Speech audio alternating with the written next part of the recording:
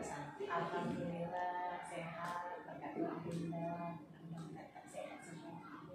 Amin ya, alhamdulillahnya.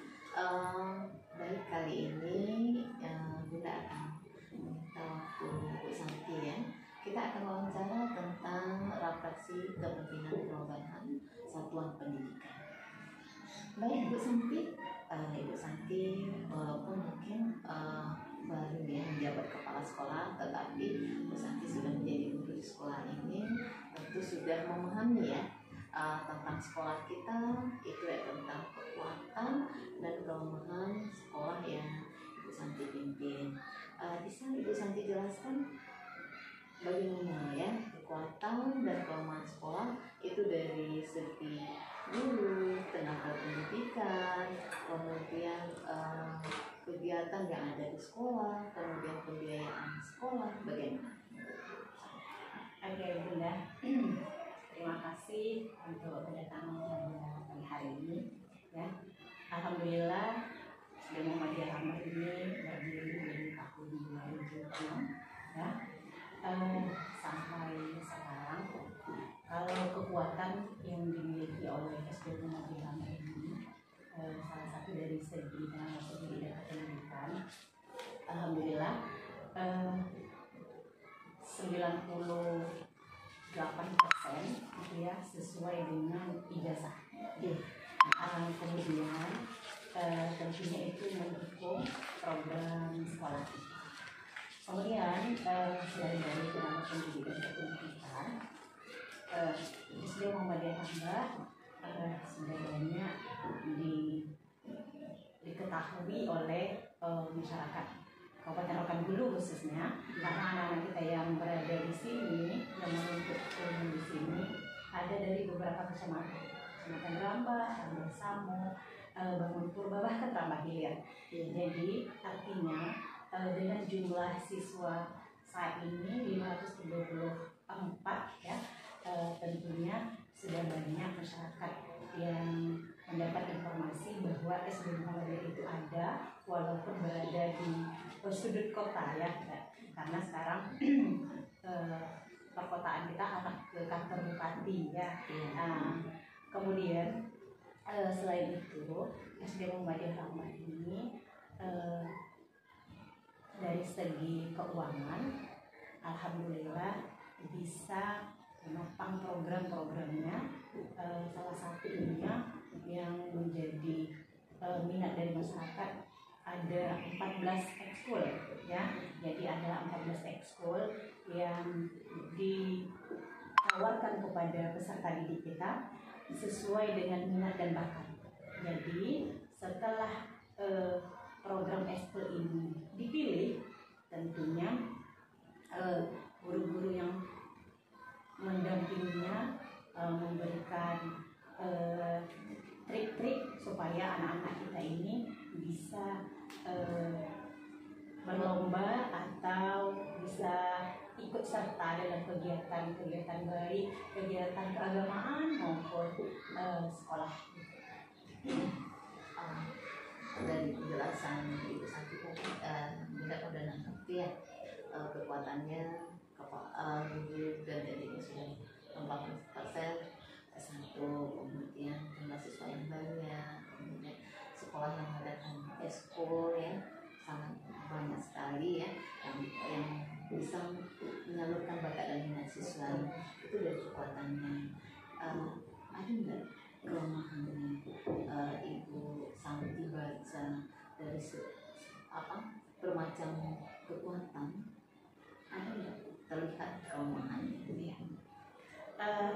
Kalau kelemahannya salah satunya dari tenaga pendidik, ada satu orang lagi sekarang yang masih jurusan SMA, teman SMA, namun setelah peraturan menteri sekarang ya Bu, kemarin kita dipanggil berdiskusi, alhamdulillah mendaftar dan insya Allah akan melanjutkan.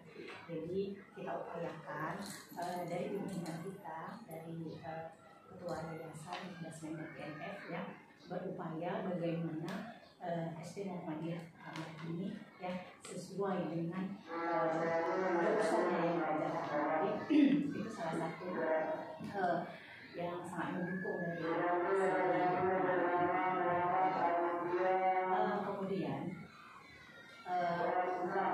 kelemahannya mungkin salah satunya kalau dari segi sarana prasarana dilakukan kita ini yayasan masih tahap pembangunan, ada beberapa ruangan mungkin yang kita butuhkan, salah satunya aula untuk kegiatan pembelajaran setiap Jumatnya muhadharah gitu ya.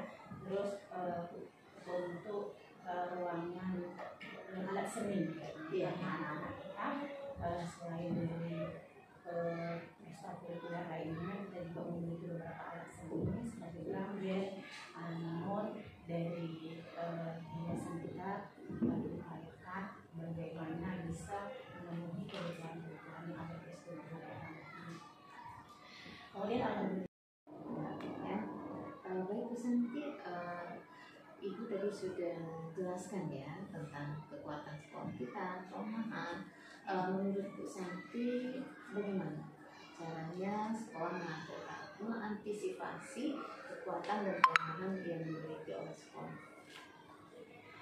Baik, untuk kelemahan sekolah kita, ya, mungkin yang pertama dari segi keuangan, ya, pimpinan kita saat ini memiliki terobosan baru, ya, untuk membuat sistem keuangan yang terjangkau, ya, jadi dimulai dari Januari 2025. Namun tahun sebelumnya itu diserahkan kepada amal usaha masing-masing. Ya. Salah satu kelemahannya, ketika kita ingin membuat program atau kegiatan mungkin yang tidak ada di FKS, ya, tentunya kita melaporkan dulu kepada pimpinan, ya, setelah mungkin sampai ditindaklanjuti, mungkin baru bisa diturunkan dananya untuk amal usaha masing-masing. Jadi itu salah satu kelemahannya. Kenapa? Ketika kita mendesak, ya, intinya harus membuat laporan dulu untuk yayasan atau itu salah satu dari segi kelemahannya. Iya, baik ya. Berarti memang tadi terletak pada keuangannya satu pintu ya. Tadi Ibu Dewi sudah menjelaskan nanti tentang tidak ada di RKT, kita harus lapor dulu. Jadi menurut Ibu Santi, untuk mengatasi kelemahan ini seminim mungkin ya, bagaimana penyusunan RKT sekolah? Untuk penyusunan RKT ini seperti tahun-tahun sebelumnya, kita akan diskusikan dan akan kita buka forum dengan majelis guru, supaya apa? Supaya pemikiran, masukan, kendala yang selama ini dirasakan oleh guru kita, ya, kita bisa tampung. Tentunya nanti akan kita jadikan sebuah rencana dan akan kita kirimkan kepada pimpinan kita. Jadi guru-guru kita dalam melaksanakan tugasnya lebih maksimal karena suara-suara dari guru kita bisa didengarkan, dan mungkin kalau itu memang butuh mendesak akan kita sampaikan.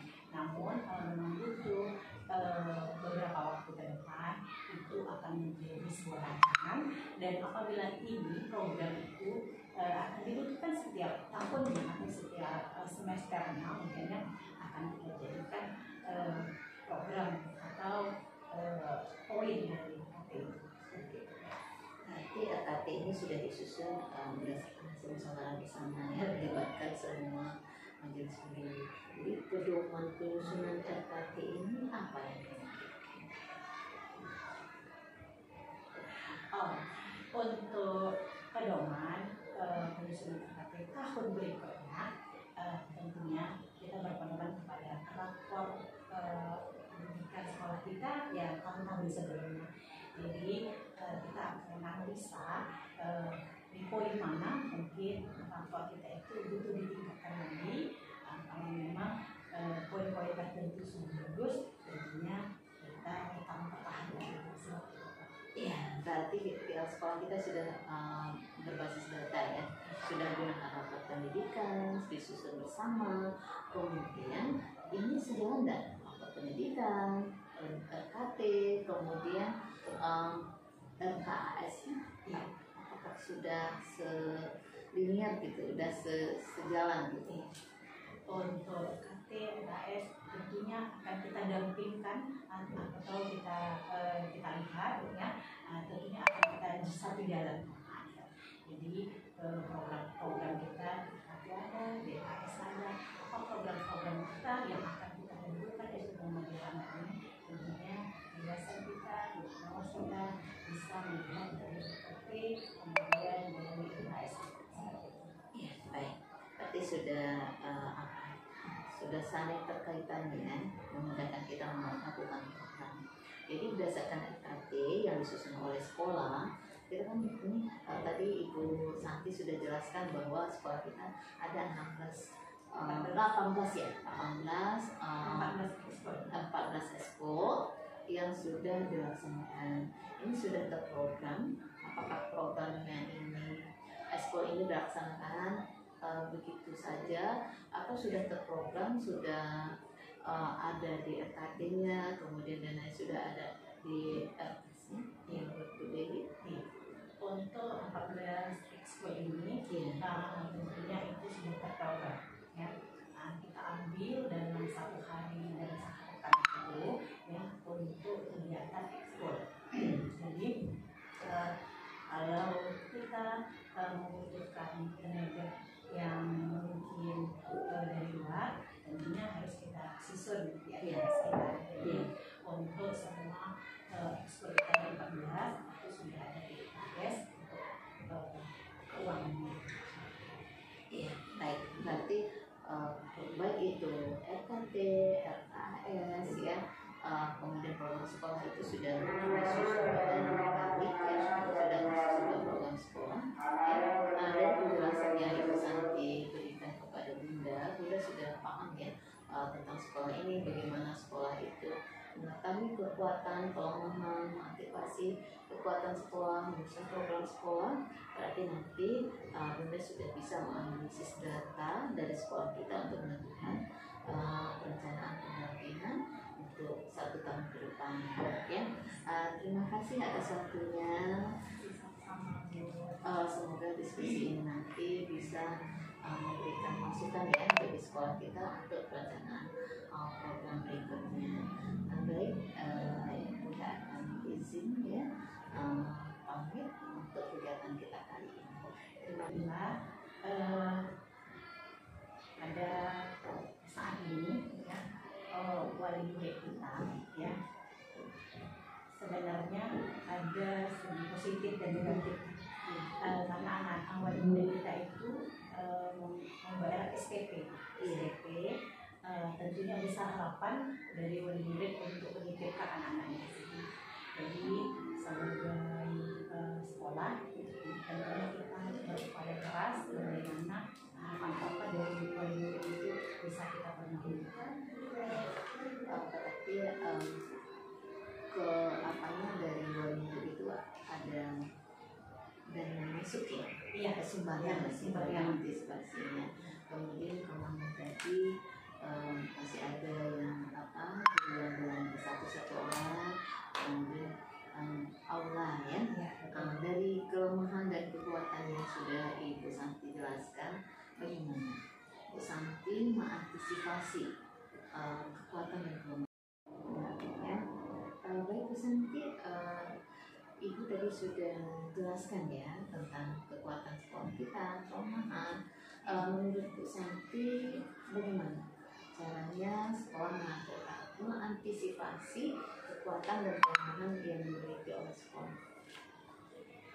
Baik, untuk kelemahan sekolah kita ya, mungkin yang pertama dari segi keuangan ya, pimpinan kita saat ini memiliki terobosan baru yang untuk membuat sistem keuangan yang terjangkau ya. Jadi dimulai dari Januari 2025. Namun tahun sebelumnya itu diserahkan kepada anggota usaha masing-masing. Salah satu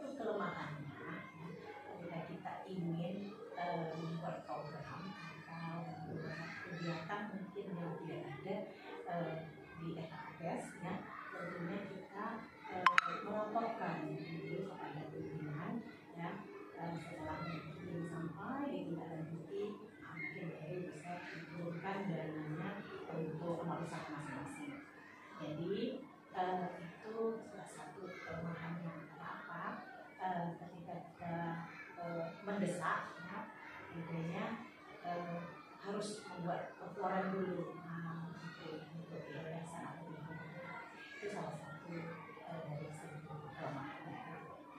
Iya, baik ya. Berarti memang tadi terletak pada keuangannya satu pintu ya.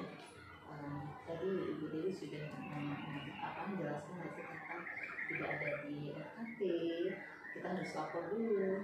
Jadi menurut Ibu Santi untuk mengatasi kelemahan ini seminim mungkin ya, bagaimana penyusunan RKT sekolah?